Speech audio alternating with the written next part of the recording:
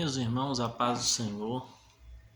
Quero trazer uma breve meditação na palavra de Deus sobre 5 preocupações com a casa de Deus, ou 5 preocupações com o templo onde nós adoramos a Deus.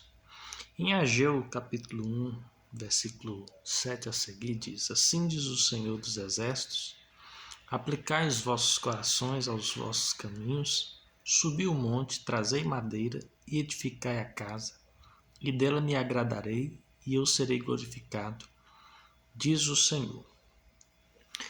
A primeira preocupação que a gente tem que ter em relação à casa de Deus é com seu aspecto físico, com a sua estrutura física.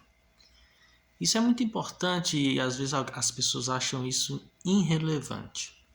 Davi tinha muita preocupação e ele chegou a dizer a Deus: Deus, eu moro em casa luxuosa, em palácios, e a arca do Senhor está em tendas. Isso não é admissível. E Davi tinha essa preocupação com a casa de Deus. Ele tinha alegria de subir ao templo. No Salmo 122 ele diz: Alegrei-me quando me disseram, vamos à casa do Senhor.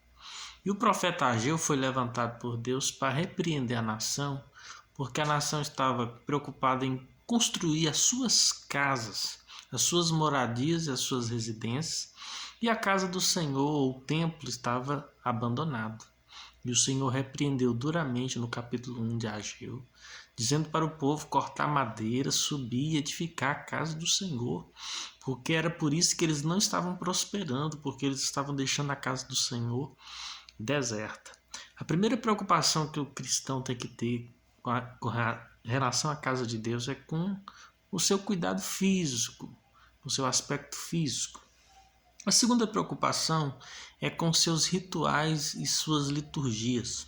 O apóstolo Paulo escreveu aquilo que chamamos de primeira carta aos Coríntios. Na realidade foi uma carta de resposta, né? Ele tinha recebido outra, enviado outras, segundo os historiadores. Mas Paulo ele dedica uma parte do capítulo 12 de Coríntios, 13, 14, para exortar a igreja sobre a liturgia dos cultos. Estava uma verdadeira desordem. A partir do capítulo 11 ele já começa a dizer: nisso que eu vou dizer, não vos louvo, porque quando vocês reúnem, não reunis para o bem, mas para o mal, para o pior. E aí ele começa a repreender a liturgia da ceia do Senhor, a liturgia com relação aos dons espirituais. E o cristão ele tem que preocupar com a liturgia. Hoje nós estamos vivendo dias em que as pessoas, as denominações estão fazendo dos templos verdadeiros entretenimentos, verdadeiros shows, verdadeiros palcos de entretenimento para as multidões. Tem igrejas aí que eles colocam todos os ritmos, as pessoas fazem o que quer, luzes. E a casa de Deus, ela não é para isso. O Senhor tem sim orientações, a Bíblia contém doutrinas a respeito da liturgia do culto, que tudo deve ser feito com ordem e com decência, até mesmo no uso dos dons espirituais. Para nós que acreditamos na atualidade dos dons do Espírito Santo, eles devem ser exercitados com decência e com ordem. Então, além de nós nos preocuparmos com o físico da igreja, ter aquele zelo pela casa de Deus, como o salmista dizia: o zelo da tua casa me devora. Ele tinha um cuidado, uma coisa peço ao Senhor e a buscarei, que eu possa morar na casa do Senhor. Salmo 23, 6, certamente que a bondade e a misericórdia do Senhor me seguirão todos os dias da minha vida, e habitarei na casa do Senhor por longos dias. Ele tinha prazer no aspecto físico do templo. Eu prefiro um dia nos atos do Senhor do que em qualquer outro lugar 1000. Ele disse: até a andorinha encontrou lugar junto aos teus altares, Senhor meu. Então, além do amor que a gente tem que ter pelo aspecto físico do templo, da casa de Deus, temos que ter um carinho e um cuidado e um zelo com relação à liturgia.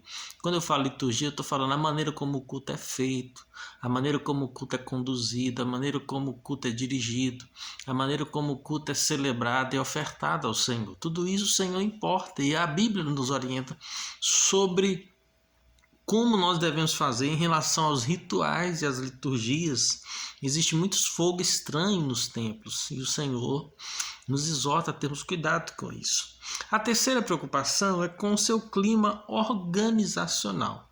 Quando lemos o Salmo 84, que é um dos salmos que o salmista fala muito sobre a casa de Deus, lá ele vai dizer quão amáveis são os teus tabernáculos, indicando uma série de questões sobre clima do templo. Clima, mas quando eu digo clima organizacional, o ambiente, o que você sente na casa de Deus. Então ele diz, quão amável, a casa de Deus tem que ser um lugar amável, tem que ser um lugar desejado. Eu queria estar aqui em qualquer... É melhor um momento aqui do que em qualquer outro lugar, mil momentos. Ele se identificava com a casa de Deus, ele gostava, ele aproveitava aquele momento que ele subia ao templo. Então, a terceira preocupação é como é o ambiente da casa de Deus. Quando eu digo ambiente, eu não estou dizendo de climatizadores, ar-condicionados, poltronas. Estou falando de aconchego. Você se sente bem na casa de Deus? É amistoso estar na casa de Deus? Existe comunhão, existe confraternização, existe alegria, existe amizades, existe prazer. As pessoas são bem-vindas quando chegam ao templo. As pessoas sentem vontade de voltar ao culto. Tudo isso é uma preocupação que nós precisamos ter com a casa de Deus. A outra preocupação, a quarta e penúltima preocupação, é com relação ao serviço na casa de Deus. Quando vemos Paulo falar sobre a igreja, ele fala representando ela como o corpo de Cristo, Cristo sendo a cabeça e nós sendo membros, e cada membro tem a sua função, e não adianta a mão querer ser cabeça, a cabeça querer ser mão, porque cada um tem a sua função, a sua utilidade. E na casa de Deus nós precisamos aprender o nosso lugar.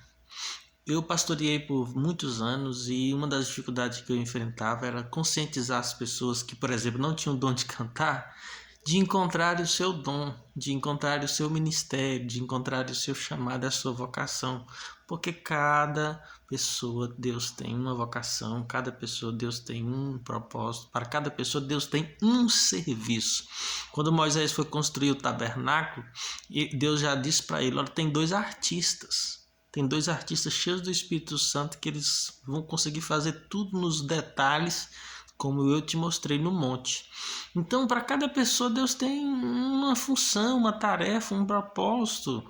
Não adianta se você não sabe tocar um violão e dizer na igreja não tem música, eu vou tocar. E você começa a pegar um violão da igreja para preencher aquela lacuna musical. Você começa a bater o violão sem saber fazer acordes. Não, assim também é em outras áreas da igreja. Faça aquilo que você sabe fazer. Faça aquilo que Deus te capacitou para fazer. Faça aquilo que Deus te ungiu para fazer. Faça aquilo que você foi preparado, separado, nasceu para fazer isso. Isso chama-se vocação. Você foi chamado desde o ventre da sua mãe para esse propósito, para esse ministério, para essa função. Então, isso é muito importante, o seu serviço é na casa de Deus. Qual é o seu lugar, a distribuição dos serviços na casa de Deus? Qual é a sua vocação, qual é o seu chamado? E em último lugar, nós precisamos preocupar com a pureza, com a santificação. Nós precisamos preocupar como a casa de Deus está sendo vista pela sociedade, se nós estamos sendo sal da terra, se estamos sendo luz do mundo, porque a Bíblia diz, o apóstolo Paulo fala assim, tem cuidado de ti e da doutrina, porque fazendo isso salvarás tanto a ti quanto aos teus ouvintes, falando ao pastor jovem Timóteo. Tem cuidado de ti e da doutrina, porque fazendo isso salvarás tanto a ti quanto aos teus ouvintes. Uma vez Deus me mandou evangelizar um padre e eu preguei para um padre. Aliás, eu tive grandes oportunidades de Deus. Uma vez eu preguei na igreja católica, convite do meu amigo, padre, lá no Piauí. Mas eu estava evangelizando um padre dentro de uma paróquia. Uma das coisas que eu chamei a atenção dele foi isso. A importância de nós vivermos a palavra de Deus, porque fazendo isso nós estamos salvando a nós e aqueles que nos escutam. aqueles que nos ouvem. Isso é preocupação com a pureza da casa de Deus. Salmo 101, versículo 6. Os meus olhos procurarão os fiéis da terra. Fica essa breve meditação, esses 5 cuidados que nós precisamos ter com a casa de Deus.